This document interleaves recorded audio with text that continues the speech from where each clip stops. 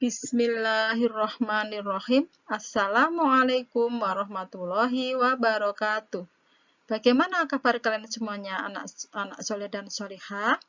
Semoga di pagi hari yang cerah ini, kalian semua senantiasa diberikan nikmat oleh Allah Subhanahu wa Ta'ala yang berupa nikmat iman, Islam, dan nikmat sehat.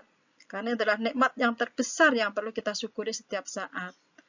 Nah, meskipun pagi hari ini kita masih belajar secara daring, semoga tidak menyurutkan semangat dan langkah kalian untuk menuntut ilmu ya. Nah, pada kesempatan kali ini, kita akan melanjutkan kegiatan pembelajaran kita, yaitu pembelajaran matematika dengan materi menyajikan data. Pada pembelajaran sebelumnya, kalian sudah mempelajari berbagai macam cara untuk mengumpulkan data. Nah, setelah data kalian kumpulkan, agar mudah untuk membaca atau memahaminya, maka data-data tersebut perlu kita sajikan dengan baik. Nah, untuk menyajikan data itu ada beberapa macam cara yang bisa kita lakukan. Sama halnya dengan cara mengumpulkan data, maka cara menyajikan data pun ada berbagai macam cara. Antara lain yaitu, pertama, data kita sajikan dalam bentuk tabel. Yang kedua, bisa disajikan dalam bentuk diagram gambar, kemudian bisa juga dalam bentuk diagram batang, diagram garis, dan juga diagram lingkaran. Nah, agar kalian lebih paham, marilah kita bahas satu persatu.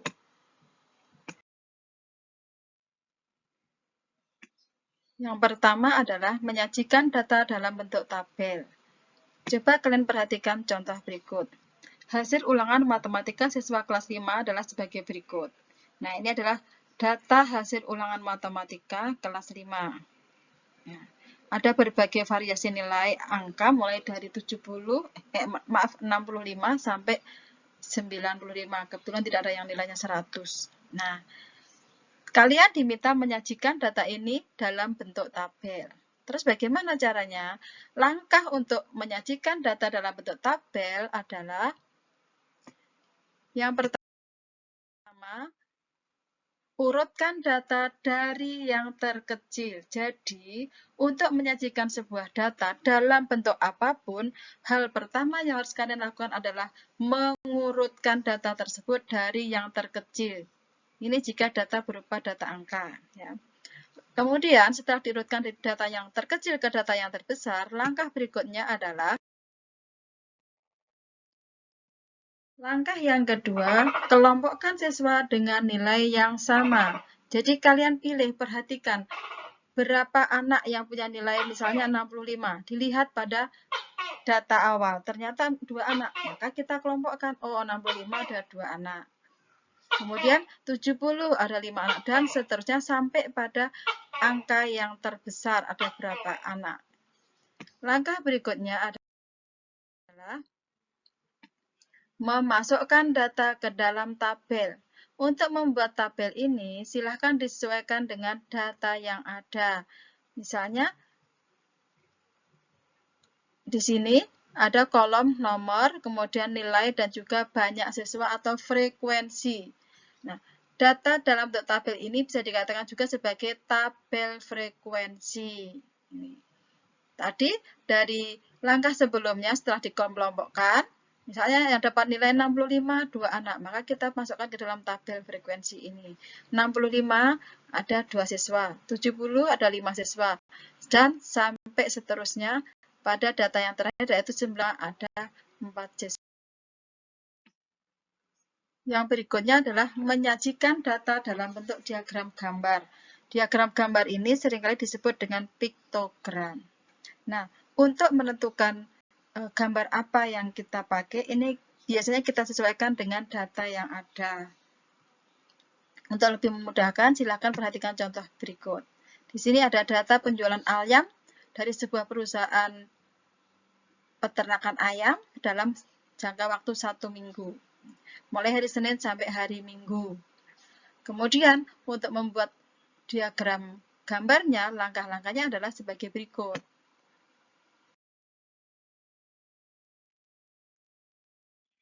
Yang pertama yaitu kita ambil simbol yang sesuai dengan data tersebut.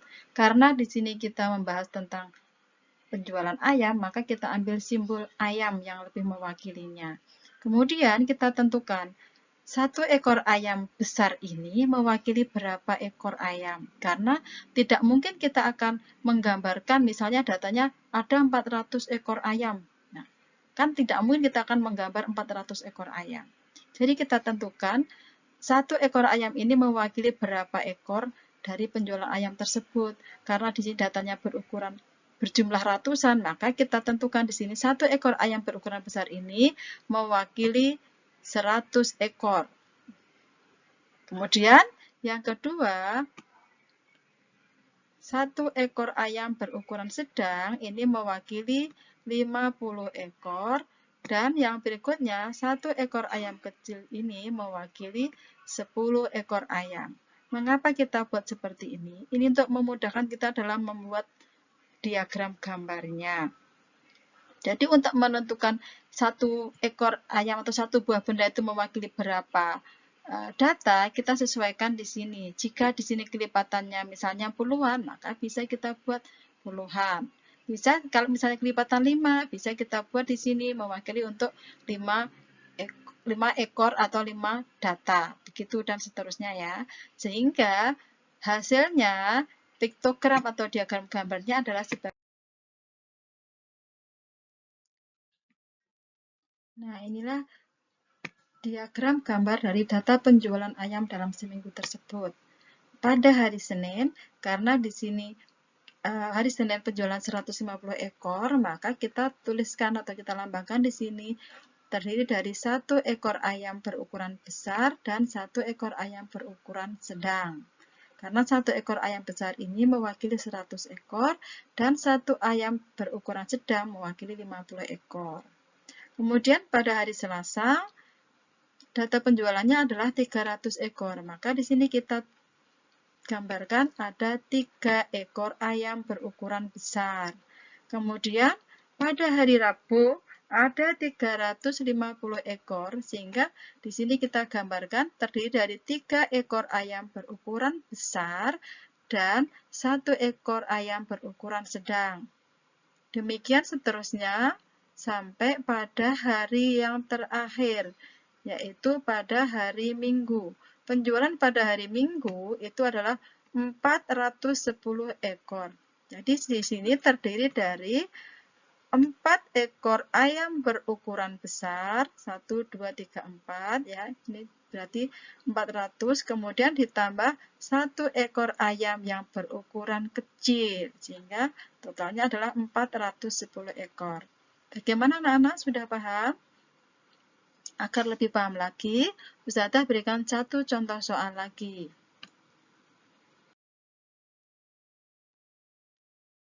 Berikut ini adalah data penjualan buku di Koperasi Amanah selama 6 bulan, mulai dari bulan Januari sampai dengan bulan Juni.